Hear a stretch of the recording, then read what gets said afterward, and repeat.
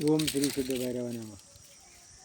बघा, माझं आहे ते माझं आणि दुसऱ्याचं म्हणणारा कोण?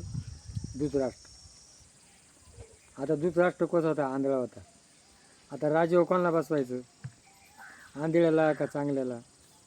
पंडूराजाला राजेवर बसवलं. आता पंडूराजा एक दिवस काय झालं, रानात शिकारीला गेला.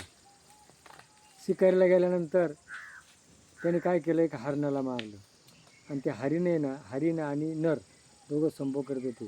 तिनं शाप दिला, तू सुद्धा संभोग करताना मरशील. आणि मग लग्न झाल्यानंतर पंडूराजा कुठे गेला? आपण पिकनिक म्हणतो ना, तसा पिकनिकला गेला.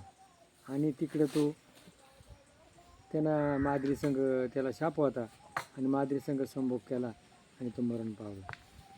मग आता मुलं कुठे? आणि मग कुंतीला सूर्यानं 5 मंत्र दिले होते आणि तिनं पहिला मंत्र जपला होता. कोण झाला? कर्ण. आता लग्नाच्या अगोदर मुलगा झाले होते, कोणी ठेवील का? मग तिनं ते पाण्यात सोडून दिलं. नंतर यम, वायू आणि अश्विनी कुमार, म्हणजे या असे किती 5 जणांकडून 5 मंत्र दिले. आता कर्ण अर्जुन कोणाचा मुलगा? चंद्राचा. धर्म कोणाचा? यमाचा. भीम कोणाचा? वायूचा. आणि अश्विनी कुमार आणि हे आहे नकुल सहदेव. मग आता राजावर बसवायचं, धृतराष्ट्र आधीवर बसवला. आणि मग त्याने सांगितलं, ही जे मुलं आहे ना, हे मुलं आमच्या याचे नाही आहे, आमच्या चुलत्याच्या पोटचे नाही आहे, यांना राज्य द्यायचं नाही.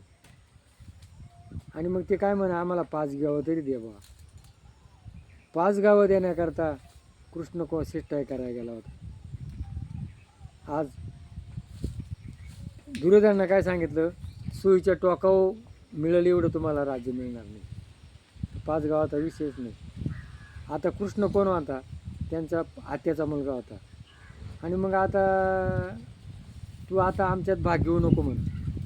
आणि मग त्याला ज्या वेळेला जेवण करायला बोलवायला आले, भीष्मानं बोलवलं, सगळ्यांनी बोलवलं. मी कोणाच्या घरचं अन्न खाणार नाही. बघा, दुष्टाच्या घरचं अन्न खाल्यामुळं बुद्धिभ्रष्ट होती. द्रौपदी सभेत ओढवत नेली आणि भीष्माला बघितली तरी तो काही म्हणला नाही, द्रोणा काही म्हणला नाही. आणि मग दुष्टाचं अन्न खाऊ नये म्हणून हा विदुर, हा यमाचा अवतार आहे. याला मांडवरीचा शाप होता आणि मांडवरीच्या शापामुळे तुला हीन जातीत दाशी कुळी जन्म घ्यावा लागेल आणि दुःख भोगावं लागेल. पण विदुराने काय केलं? तो त्याचा कोण होता? दाशीपुत्र, पण भाऊच होता. त्यांनी त्यांचं अन्न खाल्लं नाही, गंज आग्रह केला. त्यांनी नदीच्या बाजूला झोपडी बांधली आणि कन्या खायचा. त्यांनी सांगितलं, मी दुष्टाचं अन्न खाणार नाही. आज आपण काय करतो? कुठे खातो, हॉटेलामध्ये खातो, कुठे खातो. अरे त्यांची बुद्धी कशी आहे, त्यांची वागणूक कशी आहे. आज हॉटेलामध्ये जे आपण खातो ना, वडापाव, तीच कडेन तीच त्याल. म्हणून कोणाचं घरचं अन्न खाऊ नये. कृष्णानं सांगितलं, मी कोणाच्या घरचं अन्न खावा? ज्याचं आपल्यावर प्रेम आहे त्याच्यात. आता तुझं माझ्यावर प्रेम नाही आणि माझ्या घरी काय खायला नाही असं काही नाही. माझी सोन्याची द्वारका आहे, त्यांनी अन्न खाल्लं नाही. पण इकडं कोण होता? विदुर आणि त्याची पत्नी. हे दोघं जण देवाची भक्ती करीत होते. बघा, भगवंतानी कोणाचं दही खाल्लं? दही दूध लोणी गवळणींचं. का खाल्लं? चूर केली. का केली? त्यांच्यावर प्रेम होतं. कोई बोलते भगवान आता नहीं, द्रौपदी सारखा आप बुलाते नहीं. कोण बोलते भगवान खाता नाही? नामदेव सारखे आप खिलाते नाही, विदुरासारखे आप खिलाते नाही.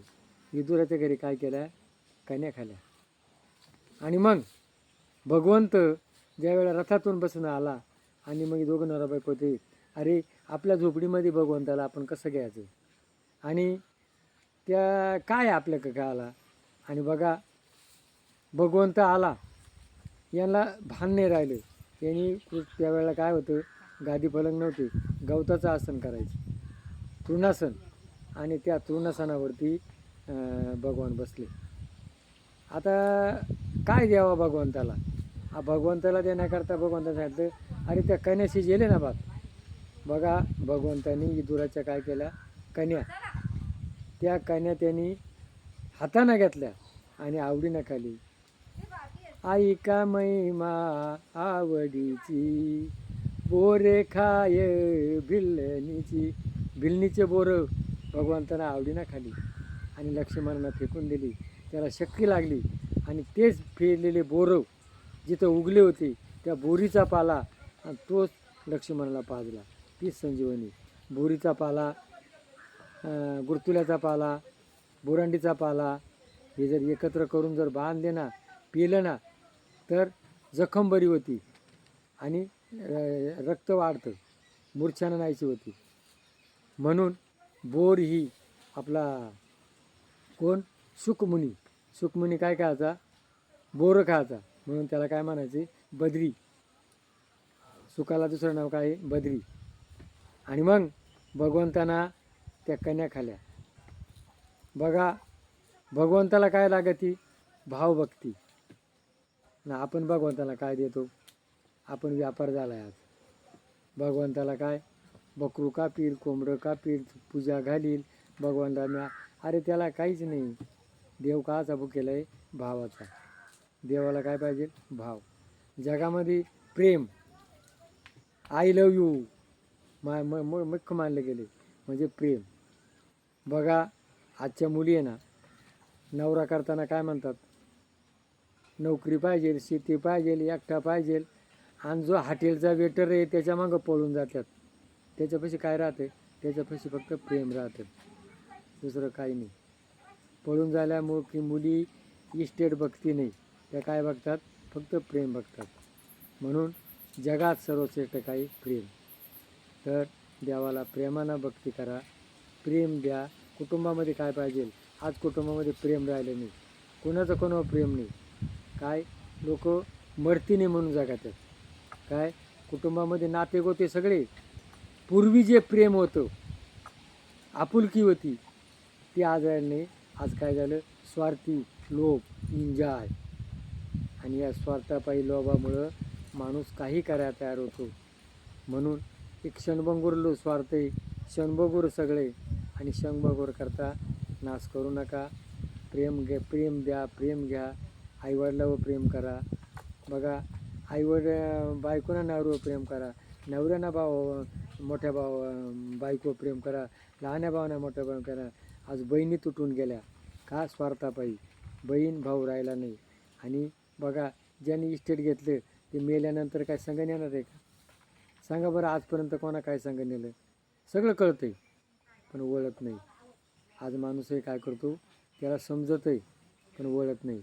म्हणून हे लक्षात ठेवा, प्रेम द्या, प्रेम घ्या. देव भावाचा भुकेला आहे. हे जर पटलं असेल, क्लिक करा. जय भैरवनाथ महाराज की जय.